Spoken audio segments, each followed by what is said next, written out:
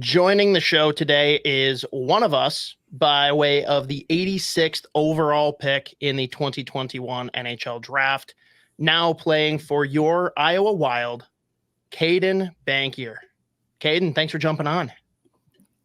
Yeah, thanks for having me. Of course. We always start kind of weird on here. Opening question for everybody is a bit of a weird Rorschach test. I'm not sure if any of your teammates told you, but basically looking at the unique Minnesota Wild logo that can be interpreted many different ways, what do you see looking at it? And I guess more importantly, what did you see the first time you looked at the logo? The first time I looked at it, I thought it was some kind of animal. I didn't really know what it was, but I started to put it together. It was like the wilderness, like the wild, and looked a little bit deeper. And I don't know if it's correct, but it looks like a bear to me. So kind of like a bear and some wilderness, but I could be way off. But that's my interpretation. I mean, that's usually one of the two that people see, but it sounds like you picked up on it a little bit quicker than others. We've got some that had no idea that it was both. And then we've got some guys like Beckman who thought it was a UFO. So, I mean, there's no limitation to answers. Oh boy. A little bit out there. I wasn't going that far. Yeah, I wasn't going that way. Yeah. Well, as you can tell, name of the podcast is Fellowship of the Rink, kind of a playoff of Lord of the Rings. And we always ask about each player's like nerddoms, I guess, that you might have. And I don't know if you're a Lord of the Rings fan, you like a Harry Potter guy, or you like a big book guy. Like, are you like a Settlers of Catan? Like, what's your kind of nerddom of choice? I'm a big Pirates of the Caribbean nerd. I love those franchises. I think I know a ton about all of that, and I could watch those endlessly and never get tired of them. And I've started to get into like the Star Wars, like on the Disney Plus, those like mini series of like kind of explaining everything. But I wouldn't say I'm too much of a nerd into those yet. But Pirates of the Caribbean, probably. I love that shit. Those movies, especially early on. Oh yeah, the first couple are awesome. Love to be an extra in one of those movies. Like, they're all set in some pretty incredible places, you know. Like, it's just it'd be cool to be an extra of some kind, like in Game of Thrones, right? Just spend some time out of that part of the world. Yeah, it'd be cool to go. Yeah. Well, I don't know. I've never been interested in rum at all, but Johnny Depp makes it seem like just the greatest beverage that's ever been created. Just fantastic. Yeah. Let's go to, I guess, a little bit before joining the Iowa Wild here, Caedan. You played on a pretty fun Kamloops team for the WHL. Spent 4 years there and played with some pretty interesting players. And everyone that I asked if there's like a question they wanted to throw your way, they want to know, how ridiculous is it playing with a guy like Logan Stankoven? Yeah, quite frankly, it's pretty stupid, the stuff he could do and all that. And obviously before this last 2 years, we played on the same line together. So I was pretty firsthand of seeing what he was able to do out there, and just the way he would see things and, talk to me about what he just saw in the shift. And, it's pretty impressive. And I knew as soon as he would get to the NHL that he wouldn't miss a beat. I knew it was going to be pretty evident right away. That's where he was going to be, and that's where he was going to stick for the rest of his career. Did you ever bond with Dean Evison over the Kamloops kind of familiarity there, or I'm sure you heard or saw his jersey there, that quite legendary status in Kamloops? Yeah, he's pretty legendary in Kamloops. He's obviously, got his jersey retired there. I remember my first camp. We talked about his playing days back there, and how how his jersey's retired, and how I should take a look at that next when I go back there and see it. The rink was a lot different back then than the one you played in. Did you ever go by the old rink, the Kamloops Blazers rink? Yeah, sometimes when concerts and stuff would come to town or other sports, we'd have to go practice at the old rink of the Memorial Arena, as it was called, and it's pretty crazy that they were playing Western League games in that rink. It's pretty small. What's White Rock like? Where you grew up? Like, were you big into like a kind of adventure sports and stuff like that, and outdoor stuff as a kid, or like what's White Rock like growing up? Yeah, it's nice. It's funny. Obviously I lived there for a little bit of time, but I would mostly spend all my time out in Burnaby. That's where I played minor hockey and stuff out at the Burnaby Winter Club there. And all my friends kind of live out there. So that's kind of where I spent my most time. And obviously I went to high school out there as well. And so it's funny. I'm from White Rock, but I spent most of my time growing up out in Burnaby. But when I do go back in the summers and stuff, it's fantastic. There's all the beach and stuff there, and like you said, you can get pretty adventurous if you want to. But I think that's a bit above my skill level there. Yeah. Oh, I mean, so basically just like Iowa with all the beaches, right? Yeah, exactly. Yeah. What's it like being transplanted from anywhere in Canada to not just the US, but of all places, Iowa? Yeah, it was a bit of I don't know if reality check was the right word, but it was certainly different the first few weeks, month I was here. And growing up in Vancouver, it doesn't really snow. So that was kind of a big adjustment when it first started snowing here. And I don't know if I was completely ready for it and all that. But, I mean, I really like Des Moines. I mean, the people are fantastic here. And obviously the fans are fantastic too. And it's a great spot. Well, it's good to see you go through a full season and play well. I know, those of us who heard about your injury last offseason didn't know when you'd come back or what timing was like. Just what was your initial reaction with the injury? How long do you think you'd be out? And just what was the magic pill you had to get back so fast?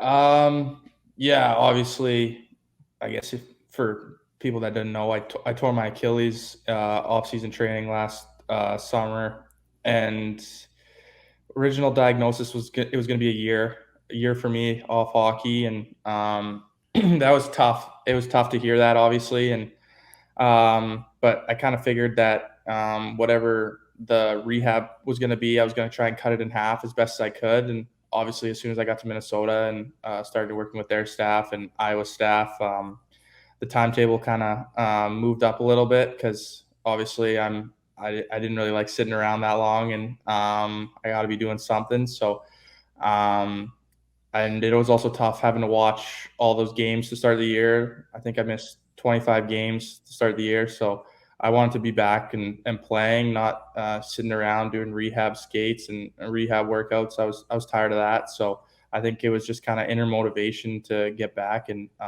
just kind of stop not being a part of the team. What's the rehab like in that early on, especially when you're not going to be doing any skating, any cardio a lot? Like, what are you doing to kind of stick with it? Yeah, it's kind of for the first 6 weeks I was in a cast, so I couldn't really do anything. So, and they wouldn't. One of the requirements was I wasn't allowed to sweat. So for 6 weeks I literally sat and did nothing. And then as soon as they gave me the walking boot for the next 6 weeks, I started to get a bit more movement and function, and I could ride the bike and lift upper body weights, and I was trying to push it as much as I could to start walking with the walking boot on, and trying to get the green light from my physio staff back home, and obviously in Minnesota as well, to kind of keep pushing the needle as far as I could without setting it myself back. So was it all just like Pirates of the Caribbean binge for those 6 weeks? Was it video games? Like, what were you doing to keep yourself sane? It's a good thing, my family was around and I had them, because I don't know what I would have been doing without them around. you can get into a pretty bad headspace if you don't have the right support system and people around you. But yeah, I don't know if there's a movie on Netflix that I haven't seen or a TV show I haven't watched at that point. And it's been, I hopefully, knock on wood, will never have to, go down a stretch like I had last summer. Well, what's the worst movie that you watched over that period? Because there's a lot of bad movies on Netflix. Yeah, you're right. There is a lot. There's some really bad ones, but it would be quick. It would be if it wasn't catching my eye 10 minutes in, we were changing it, and it was on to the next one. So I can give you some quick 10-minute reviews on what my worst ones were, but the ones that were good, I made it all the way through. So it's move-in day. You're on the mend. I think you and Mikey Milne were trying to get some stuff over, mattress most notably. What do you remember about the kind of adventures of the mattress that you had some of your buddies kind of help you out there in Iowa get there? Yeah, that if there was a camera crew with us, it would be America's Funniest Home Video that day. That was kind of crazy. I know Lambo said he came on here and told the story of that mattress video, or not video, sorry, that mattress story. But yeah, I was obviously in the car with Mikey, and we were trying to keep the speed limit, knowing that we had the mattress in the background there. But as soon as we got a bad gust of wind, that mattress was gone, and we had to put in reverse real quick on that street to go get that back. But it was actually pretty quick. We got it back up in the truck pretty well with all the injured guys and all us young guys there. So could have been a lot worse. Could have been way worse than what it was. Was there a lot of traffic, or do you stop traffic for this whole thing, or was it on one of those side streets where you didn't have to worry about it? Luckily, it was kind of like the sun was setting, so it wasn't too much traffic. But we also had to kind of maneuver it in the dark, which was no easy task. And man, I think we just got to rent a moving company next time, so we never have to go through that again. So how was getting back on the ice? I'm sure it was an emotional experience for you. Now that you played about half the season, just like, how do you feel about where you're at development wise? And for a first year pro, it's a lot to come back from an injury like that, and also a lot to come make that adjustment to playing against men too. Yeah, absolutely. I think what helped me was honestly watching the first 25 games. I was able to, watch from above, watch the systems, understand what we were doing out there, understand kind of how other teams played. We played a lot of interdivisional games to start the year, so I was watching the division a lot, saw what they were all about, and I think it did help me a ton knowing that. And obviously, like you said, I didn't had kind of no idea what I was kind of in for, and just trying to talk to the older guys as much as I could, and learn from their experiences, what they were doing, and just kind of grow in that regard. And so when the time did come to return, I wasn't gonna be a step behind. I was gonna be able to fit right in, and try and get acclimated with them as best I could, and gain the coach's trust at the midway point of the season. And as you got integrated with the team, like you said, not starting right away due to the injury, coming into the locker room, what is Caedan Bankier's identity? Like, are you the vocal guy? Are you more quiet, jokester, prankster, team DJ? Like, where do you fit into the grand scheme of the locker room? Yeah, I mean, I try to keep it light as much as I can, and focus when I need to be. But usually, I kind of leave the talking for our leaders and our older guys, and I just kind of try and take all what they say, and just kind of, I guess, just go out and play and do what what's been asked of me. And if there's a time to be serious, I think I'm pretty good at being serious. But I think if there's time to be a jokester, light, keep it light, I think I'm pretty good at that. I think I'm more comfortable with being the jokester, keeping it light guy. But I think as I get older and get more comfortable in each situation, it'll be better for me. It seems like Brett McLean's tried to make it light and fun there for you guys in Iowa. Several events throughout the course of the year, and the latest one was it Masters Sunday or was it during the week that he surprised you guys? Tell us about kind of that practice that you guys had and like who ended up being the big winner.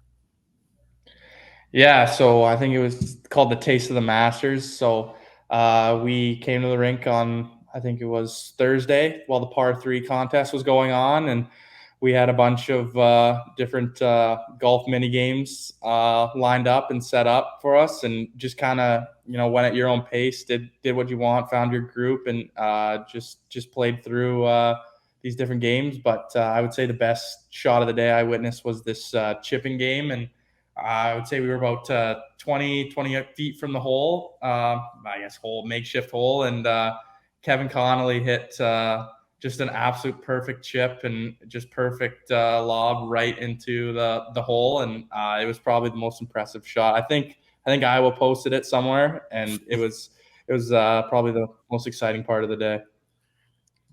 Like, what's your reaction when you walk in the room and there's a bunch of golf stuff set up?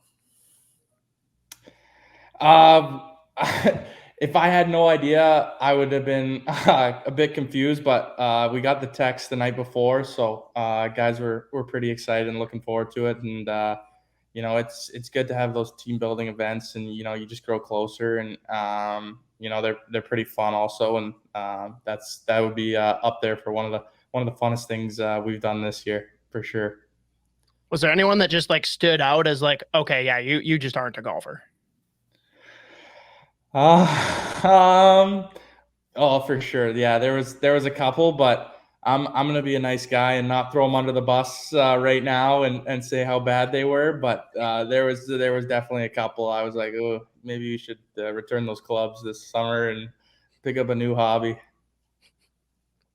Obviously, we've seen Liam Ohgren make his NHL debut, and you got a chance to see him or be around him for a few games at least in Iowa. Just what was your early impressions of him and as a fellow prospect? And I'm sure it's cool to see a guy like that you play with get that chance to make the debut. Could be closer for you too.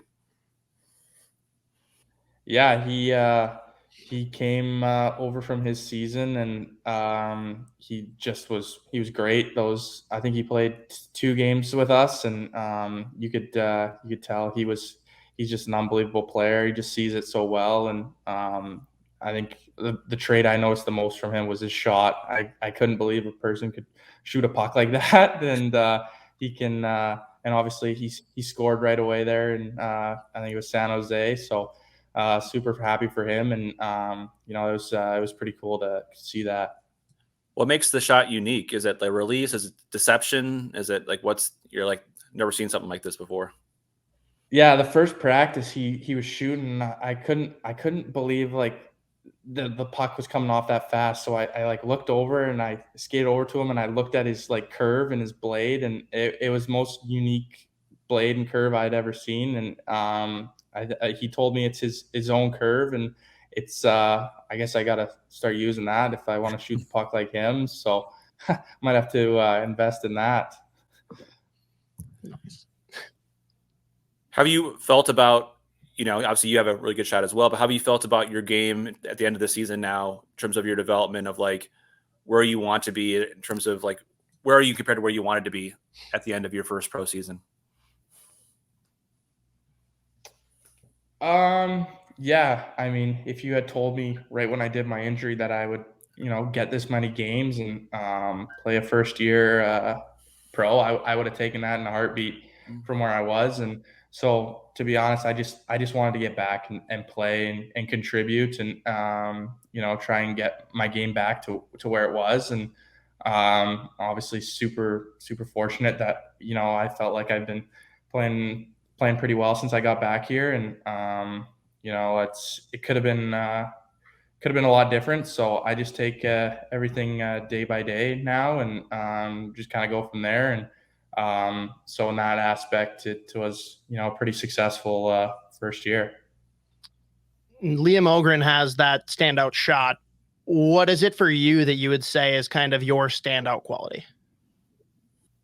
I would say I can see things pretty well out there on the ice. I would say my vision. I try and see things, but before they happen, get in the right kind of areas, and I think they have when they were able to put me on the power play when I got back. I felt like that could be a big opportunity for me to showcase that, and I feel like if once I was able to get on there, I could showcase my passing and trying to manipulate where things were, and I think that helps even on the defensive side of the puck as well, and you're watching where they're going to pass to, and you can see where they're moving, and I think that would probably be my best quality that I have. It seems like McLean has been doing a lot of positive this year, and you guys had some struggles, especially as the early to midpoint. How do you feel that's kind of helped or hurt the development of guys? And I'm sure maybe adversity helps guys get stronger and go through those kind of struggles, but like, how's your overall vibe there in Iowa in terms of how things are going?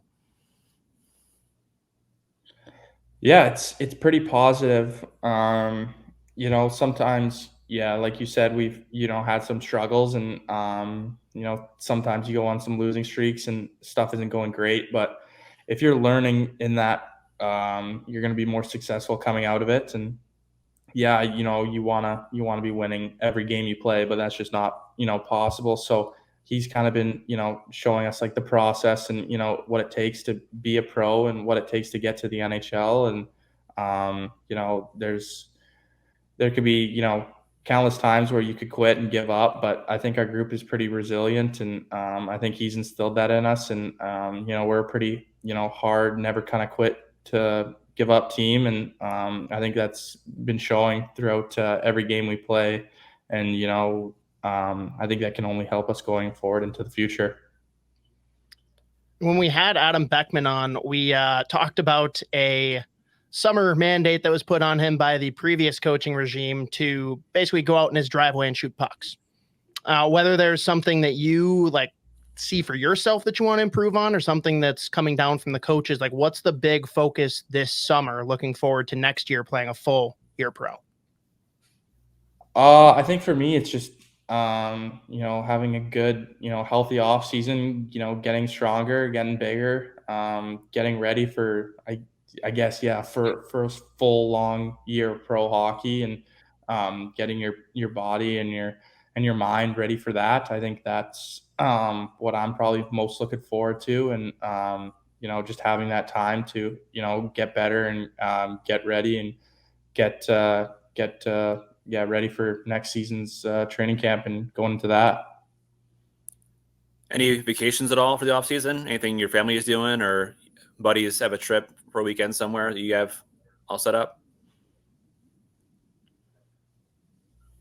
I'm not too sure. I know the plan last year was to go somewhere after my brother graduated, but obviously I got hurt. So maybe my mom's in charge of that this summer, and we'll see where she has it all planned out for us. So fingers crossed somewhere good, I guess. Well, before we ask this question, are you a big golfer? Is that something you're passionate about? I feel like every hockey player is into golf, in some ways. But like, what's your golf game like? Do I like golf? Yes. Is my golf game good? No. But maybe this summer we can get a little bit better. Yeah. Well, last question we wrap on with everyone, and thank you again for all the time, Caedan. Our Waggle golf question. GetYourWaggleOn.com. Use promo code SP10 to take 10% off your entire order. What is your dream golf foursome? So 3 guys you want to go and hit the course with together. Doesn't matter if it's guys you've played with, other athletes, dead or alive. What do you got? Oof. I'll go Tiger. I'll bring my brother with me. So me, my brother, and Tiger, and then need a 4th. Let's go just won the Masters. We'll go Scotty Scheffler just because he's in the talk of golf right now. So who'd be in your cart? I'll go my brother. Yeah, because we would probably come back to the cart and be like, man, can't believe how bad we're playing with these guys right now, and just talking about believe the shot they just hit or something like that. That would probably be what our cart would look like. So you're basically just afraid Tiger's going to carve you. I give you credit. You're the one person so far to pick a family member. Oh, absolutely. Everyone else is like Michael Jordan, Tiger Woods, Tom Brady, blah, blah, blah. And you're like, my brother, man. I'm keeping it with my family. So I appreciate that. Yeah, absolutely. Yeah. Well, thanks so much for coming on today, Caedan. Looking forward to seeing you at camp this summer and obviously this fall too. So take care of yourself, stay healthy, and look forward to catching up again sometime soon. Awesome. Thank you guys for having me. Appreciate it. No problem.